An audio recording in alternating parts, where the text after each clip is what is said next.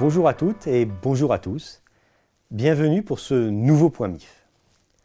Comme vous le savez, la crise sanitaire que nous vivons est une crise exogène qui a un impact très fort sur notre vie courante et sur l'économie.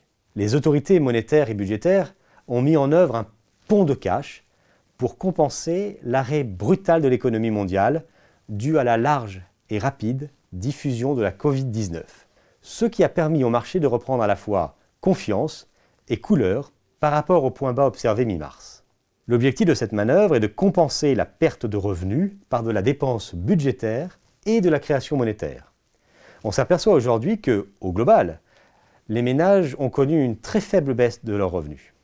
Pour ce qui est des entreprises, l'impact dépendra du remboursement ou non des prêts et charges différées.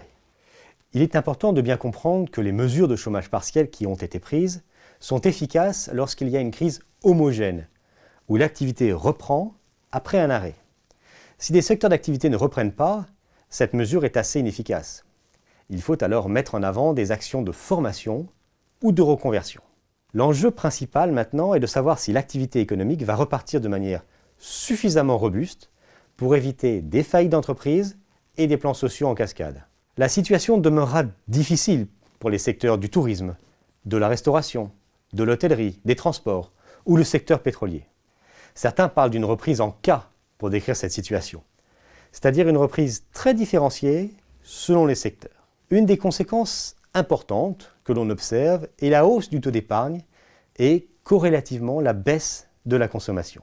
Or, comme vous le savez, la consommation est un moteur important de la croissance économique. La robustesse de la consommation est donc cruciale. Mais dans un contexte où les mesures de confinement risquent de se prolonger et de se durcir par territoire, par secteur, par âge, comment consommer ? Plus que jamais, les anticipations et les prévisions restent fortement dépendantes de l'évolution de la pandémie, dont l'ampleur pourrait créer un nouveau choc. La MIF a poursuivi sa stratégie de gestion en restant éloignée des secteurs d'activité les plus touchés et en se renforçant sur les secteurs les plus résilients face à la situation actuelle, les valeurs technologies ou les utilities, et en continuant sa politique de diversification. D'ici notre prochain rendez-vous, prenez bien soin de vous.